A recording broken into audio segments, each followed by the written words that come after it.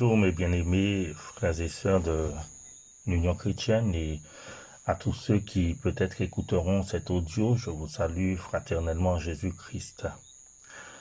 Compte tenu de ce virus qui est en train de se propager, nous avons pris la décision de fermer nos assemblées. La situation, je dirais, est plus grave qu'on ne le pense. Se rassembler, quel que soit le nombre, c'est prendre des risques. Et pour stopper la propagation, je pense qu'il faut être discipliné. Alors certains me diront, mais nous sommes des enfants de Dieu, Dieu nous protège, Dieu est plus grand que ce virus. Dans le livre de Matthieu chapitre 2, il nous est parlé, Matthieu chapitre 2, il nous est parlé du roi Hérode. Le roi Hérode a appris la naissance de Jésus, Jésus qui est appelé le roi des Juifs. Et lorsqu'il a appris la naissance de Jésus, parce qu'il est roi, il apprend la naissance d'un autre roi, et la Bible dit qu'il est troublé. Et il va réunir les principaux sacrificateurs, les scribes, donc les hommes religieux, pour se renseigner, pour savoir où Jésus devait naître. Et lorsqu'ils vont lui dire, voici que Jésus devait naître à Bethléem, il va se rapprocher des mages et il va demander aux mages qui devaient se rendre vers Jésus, il va leur dire, voilà, quand vous irez adorer Jésus, j'aimerais que vous puissiez me faire un retour, que vous puissiez me renseigner pour savoir où Jésus se trouve, parce que moi aussi, je voudrais pouvoir aller l'adorer. Ce qui était complètement faux, parce que le désir du roi Hérode, c'était de tuer Jésus, de tuer ce roi qui venait parce que il pensait que Jésus venait pour prendre sa place. Et effectivement, les mages vont voir Jésus, vont lui offrir des présents, vont aussi l'adorer. Et quand ils repartent, ils sont divinement avertis de ne pas retourner vers Hérode. Et dans Matthieu chapitre 2, verset 13, il nous est dit ceci, et on peut lire le verset 12. Le verset 12, où il nous est dit, puis divinement avertis en songe de ne pas retourner vers Hérode, ils regagnèrent leur pays par un autre chemin. Il nous est parlé là des mages. Au verset 13, il est dit, lorsqu'ils furent partis, donc lorsque les mages sont partis, voici un ange du Seigneur apparut en songe à Joseph et lui dit, lève-toi, prends le petit enfant et sa mère, puis fuis en Égypte et reste-y jusqu'à ce que je te parle. Car Hérode cherchera le petit enfant pour le faire mourir. Donc Dieu va parler à Joseph, qui est le père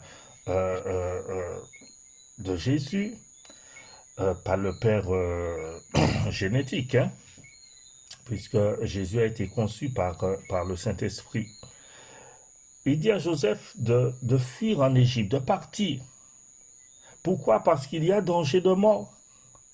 Hérode cherche le petit enfant pour le faire mourir. Donc la vie du petit enfant, la vie de Jésus est menacée. Il y a menace de mort.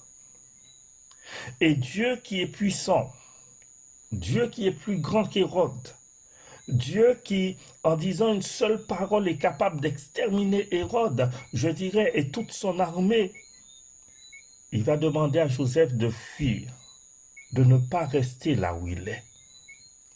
Aujourd'hui, il y a un virus qui représente un danger de mort. Certains diront, mais c'est un simple virus, c'est un petit virus. Mais pourtant, ce virus a déjà tué beaucoup de personnes.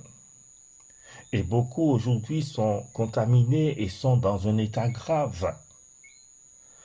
Alors nous pouvons raisonner, dire beaucoup de choses. Nous pouvons dire que Dieu est puissant, que Dieu est plus grand que ce virus, qu'on n'a pas à craindre ce virus. Nous pouvons dire que nous devons avoir la foi, oui. Mais est-ce qu'avoir la foi signifie que je dois m'exposer et que je dois aussi exposer les autres? Dans le livre de Marc, au chapitre 16, Marc chapitre 16, verset 18, il est parlé de ceux qui croiront en Jésus. Et Dieu leur donne un certain nombre de pouvoirs. Et parmi ces pouvoirs, il est dit que s'ils boivent quelques breuvages mortels, il ne leur fera point de mal. Si il se trouve qu'ils boivent une boisson qui avait un poison dedans, ou ils mangent un repas qui avait un poison, il dit qu'ils ne seront pas atteints, cela ne leur fera aucun mal. Mais la question qu'on doit se poser, est-ce de manière volontaire que je vais boire une boisson empoisonnée? Alors, on me dit qu'il y a du poison dans cette boisson, on me dit qu'il y a danger de mort. J'ai dit, j'ai la foi, je vais boire. J'ai envie de te dire que tu vas boire tout seul, parce que je ne vais pas t'accompagner dedans. Et nous devons comprendre que continuer à nous réunir, qu'on soit moins de 100, qu'on soit moins de 50, continuer à nous réunir, c'est nous exposer, et c'est exposer les autres. De toute façon, aujourd'hui, au moment où je vous parle, nous sommes déjà passés au stade de confinement. Et il n'y a plus de possibilité de rassemblement. Il faut remarquer que lorsque nous avons pris cette décision, c'était avant toutes ces décisions du gouvernement, et nous avons réalisé que dans notre communauté, nous avons une majorité de personnes âgées et nous ne pouvons pas les exposer. Nous avons le devoir de les protéger. Et pour vous dire la vérité, il est vrai que dans un premier temps, je voulais qu'on garde les réunions de la semaine.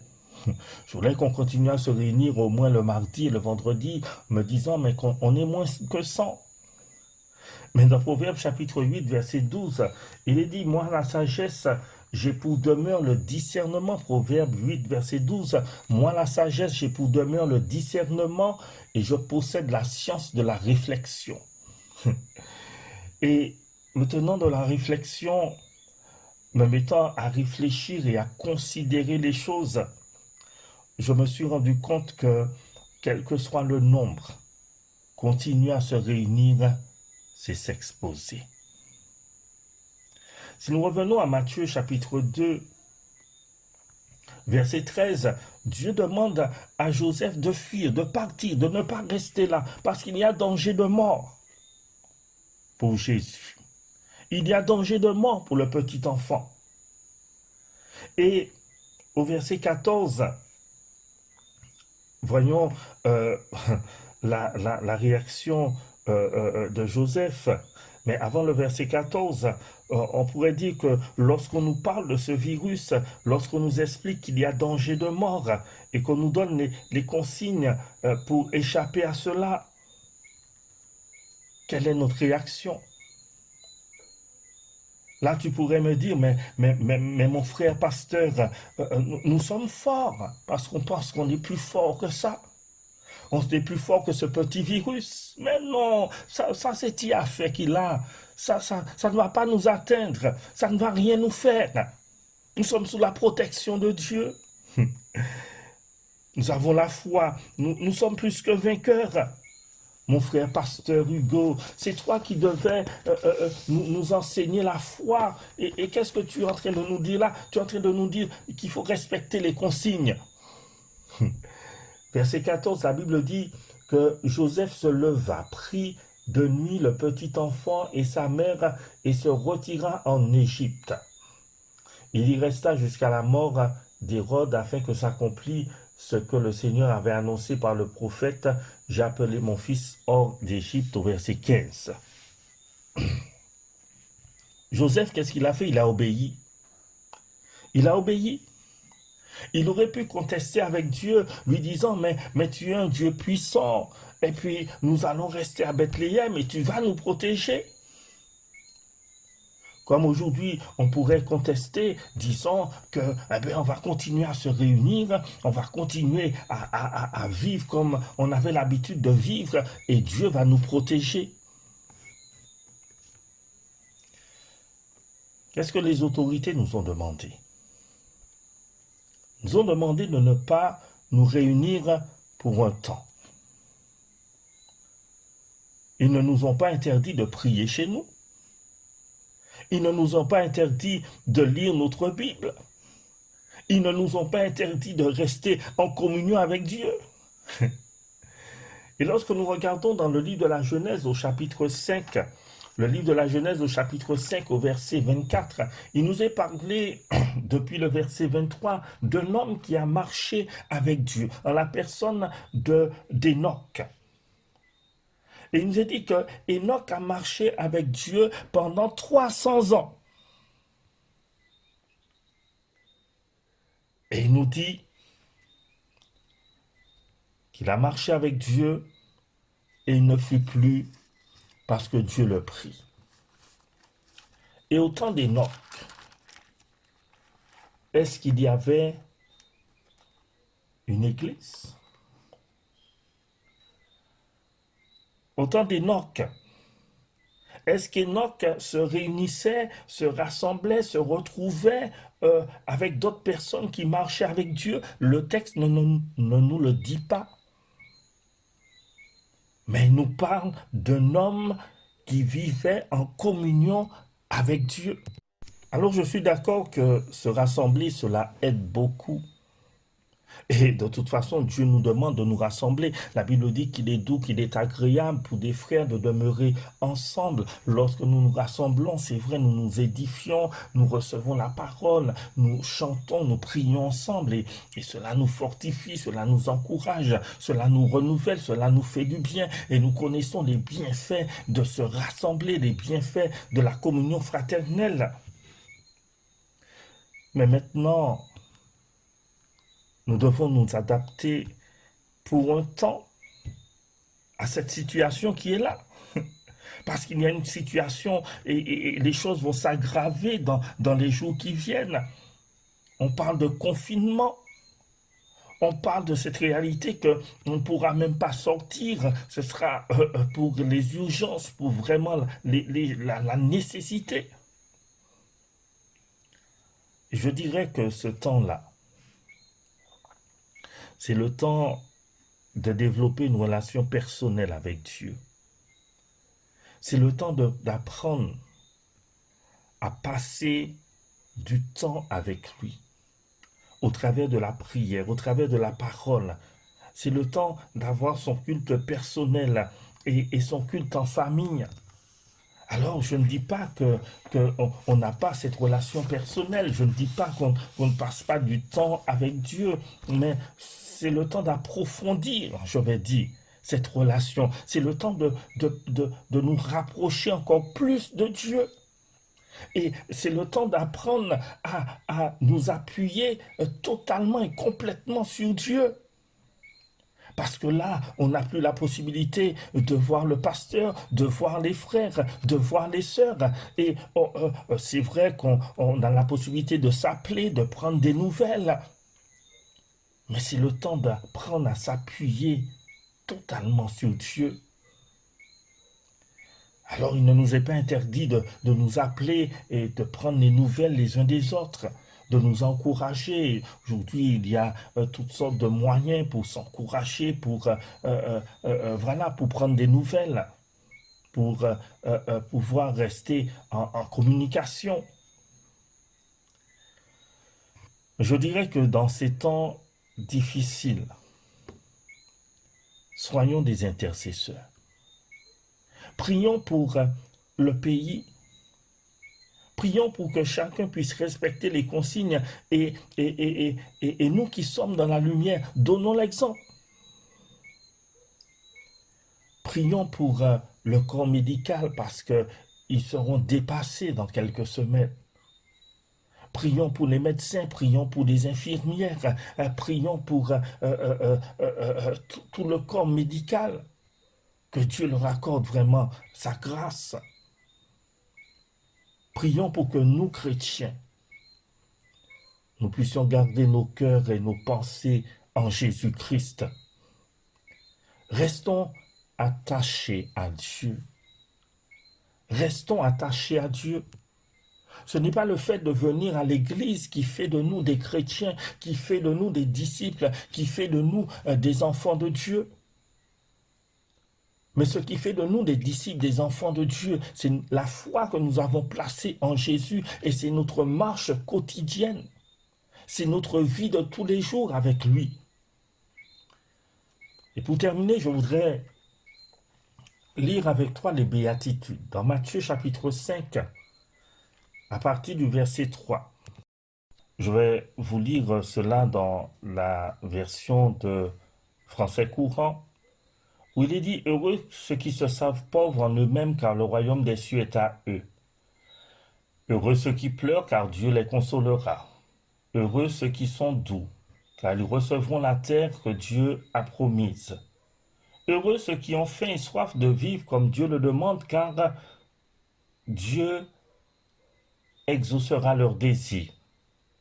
Heureux ceux qui ont de la compassion pour autrui, car Dieu aura de la compassion pour eux. » Verset 8, il nous dit « Heureux ceux qui ont leur cœur pur, car ils verront Dieu. Heureux ceux qui créent la paix autour d'eux, car Dieu les appellera fils. Heureux ceux qu'on persécute, parce qu'ils agissent comme Dieu le demande, car le royaume des cieux est à eux. Heureux êtes-vous si les hommes vous insultent, vous persécutent et disent faussement toutes sortes de mal contre vous, parce que vous croyez en moi. Et dit, réjouissez-vous, soyez heureux, car une grande récompense vous attend dans les cieux. C'est ainsi en effet qu'on a persécuté les prophètes qui ont vécu avant vous. Il nous dit que nous sommes le sel de la terre, nous sommes la lumière du monde. À aucun moment il est dit heureux ceux qui se réunissent. Mais il nous est parlé là d'une disposition de cœur. Il nous est parlé là d'une attitude et d'une réalité de vie. Et mes bien-aimés, notre objectif, c'est le royaume de Dieu. Notre objectif, c'est l'éternité avec Dieu. Alors, s'il est vrai que pour un temps, nous ne pouvons pas nous réunir, et nous ne pouvons pas considérer cela comme une persécution, non. Cela concerne tout le monde. Parce qu'il y a une réalité qui est là. Il y a un virus qui se propage à grande vitesse. Et si nous ne respectons pas les choses, si nous ne faisons pas les choses, nous devons avoir cette sagesse pour pouvoir écouter les consignes, faire attention. Il ne s'agit pas là d'une persécution, il s'agit d'une réalité qui touche toute la planète. Maintenant, je voudrais vous encourager à garder vos yeux fixés sur Jésus. Restons fixés sur notre objectif. Notre objectif ne se trouve pas ici-bas. Notre objectif suprême, c'est d'entrer dans le royaume de Dieu. C'est de vivre l'éternité avec Dieu. Jésus nous a fait cette promesse en nous disant qu'il est avec nous tous les jours de notre vie. Donc même dans ces temps où nous ne pouvons pas nous réunir, même dans ces temps où il y a ce virus, même dans ces temps où il y a beaucoup de souffrance, de désarroi autour de nous, même dans ces temps de troubles, croyons que Jésus est à nos côtés. Gardons nos yeux fixés sur lui. Restons attachés à lui. Et continuons vraiment à marcher avec lui. Comme Enoch, comme tous ces hommes de la Bible qui ont marché avec Dieu. Aujourd'hui, marchons avec Dieu. Restons attachés à lui. Que Dieu vous fortifie, que Dieu vous renouvelle, que Dieu vous fasse le plus grand bien. Avec vous, votre serviteur, le pasteur Hugo. Que Dieu vous bénisse richement.